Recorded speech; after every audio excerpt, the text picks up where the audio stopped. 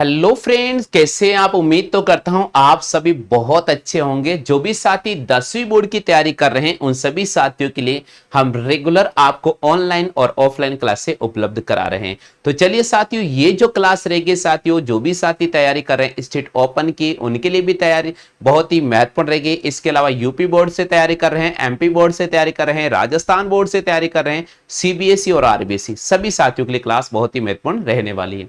यहां पर आपको दे रखा है साथियों, क्वेश्चन है आपके पास में कि निम्न बारंबारता में एक मोहल्ले के बच्चों का जेब खर्च दर्शाया जा रहा है और आपको बोल रहा है माध्य जो जेब खर्च है वो 18 रुपया है। तो बताइए लुप्त बारंबारता एफ का मान ज्ञात करना, यानी यहां पर हमें जो लुप्त बारंबारता दे रखी है उसका हमें मान ज्ञात करना होगा। तो चलिए साथियों, एग्जाम में अगर ऐसा कोई भी क्वेश्चन आता है तो कैसे सॉल्व करेंगे।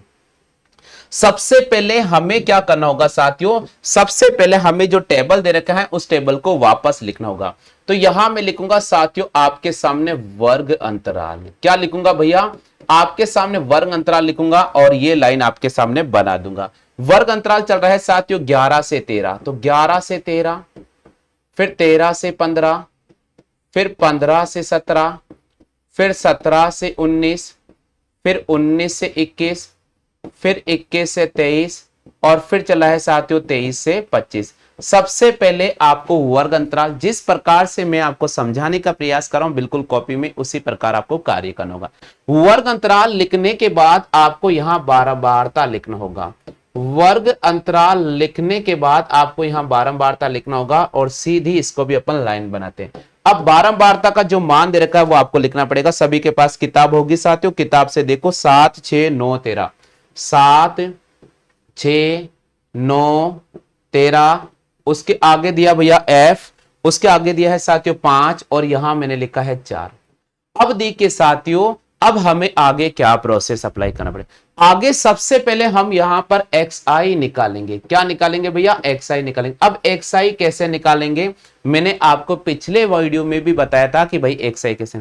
xi का मतलब होता है कि यहां 11 और 13 इन दोनों के बीच का अंतर कितना है। तो आप देखो भाई 13 में से 11 घटाओ कितना आ रहा, 2, और 2 में 2 का भाग करो कितना आ गया, 1। तो आपको क्या करना है, पहली संख्या में हमेशा 1 जोड़ना। अब यहां पर 1 आ रहा ना, तो 11 में 1 जोड़ेंगे तो 12 आ जाएगा, 13 में 1 जोड़ेंगे तो 14 आ जाएगा, 15 में 1 जोड़ेंगे तो 16 आएगा, 17 में 1 जोड़ेंगे तो 18 आएगा, 19 में 1 जोड़ेंगे तो 20 आ जाएगा, 21 में 1 जोड़ेंगे तो 22 आएगा और 23 में 1 जोड़ेंगे तो 24 आएगा। बताइए साथियों, बताइए साथियों, आप सभी को यहां तक समझ में आया है या नहीं आया है। बताइए साथियों, आप सभी को यहां तक समझ में आया है या नहीं आया। आ गया भैया, क्लियर हो गई बात। चलते अपन आगे चलते। अभी क्या करना होगा मेरे प्यारे साथियों, अब हमें क्या करना होगा, अब हमें एक तरीका अप्लाई करना पड़ेगा। हमें इसका वर्ग अंतराल का माध्य ज्ञात करना। इनको काउंट करो, 1 2 3 4 5 6 7। इसके बीच वाला नंबर ले लो, इसके बीच वाला नंबर ये चल रहा है साथियों, इसके बीच वाला नंबर ले लीजिए। ये देखो भाई, ये बीच वाला नंबर हो गया। अब हमें साथियों यूआई निकालना पड़ेगा। क्या निकालना पड़ेगा, यूआई। और यूआई का तरीका क्या होता है, एक्सआई में से ए को घटाते हैं। एक्सआई में से किसको घटाएंगे साथियों, ए को घटाएंगे। तो देखो भैया, एक्सआई में से ए को घटाएंगे, यानी यहां पर मैं लिखूंगा साथियों 12 में से 18 गया तो माइनस का 6, 14 में से 18 गया तो माइनस का 4, 16 में से 18 गया तो माइनस का 2, 18 में से 18 गया तो 0, 20 में से 18 गया तो 2 आ गया है, 22 में से 18 गया तो 4 आ गया है, 24 में से 18 गया तो 6 आ गया है। यहां तक सभी साथियों क्लियर हो चुका है, यहां तक सभी साथियों क्लियर हो चुका है। अब हमें क्या करना होगा साथियों, अब हमें fi को ui से गुणा करना पड़ेगा। अब हमें fi को किससे गुणा करना पड़ेगा, ui से। fi की वैल्यू है 7 और ui की वैल्यू है 6। 7 को 6 से गुणा किया 42 आ गया है, 6 को 4 से गुणा किया है साथियों 24 आ गया है, 9 को 2 से गुणा किया है साथियों माइनस का 18 आ गया है, 13 को 0 से गुणा किया 0 आ गया है, f को 2 से गुणा किया साथियों 2f आ चुका है, 4 को 5 से गुणा किया भैया 20 आ चुका है, 4 को 6 से गुणा किया भैया 24 आ चुका है। यहां तक सभी साथियों क्लियर हो चुका है। अब हमें क्या करना होगा, अब हमें करना होगा साथियों, हमें यहां पर माध्य ज्ञात करना होगा। तो माध्य कैसे ज्ञात करेंगे, माध्य ज्ञात करेंगे x बार बराबर a plus sigma F I you I upon sigma F I हमें लिखना पड़ेगा।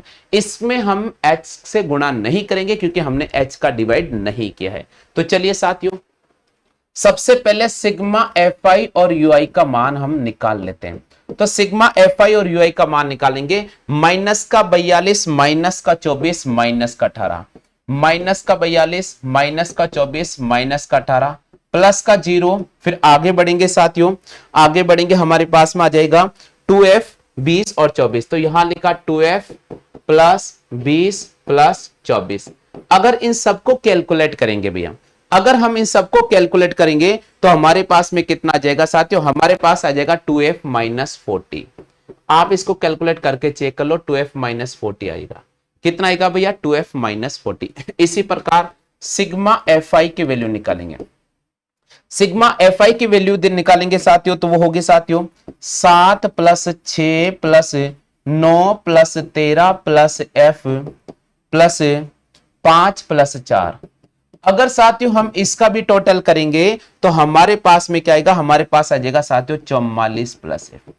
इसका भी सम करेंगे साथियों तो हमारे पास आ जाएगा 44 प्लस f। ये दोनों मान उठाकर हम यहां रखेंगे साथियों, तो हमारे पास आ जाएगा भैया माध्य, माध्य बराबर हो जाएगा x बार बराबर a plus sigma F I you I upon sigma F I.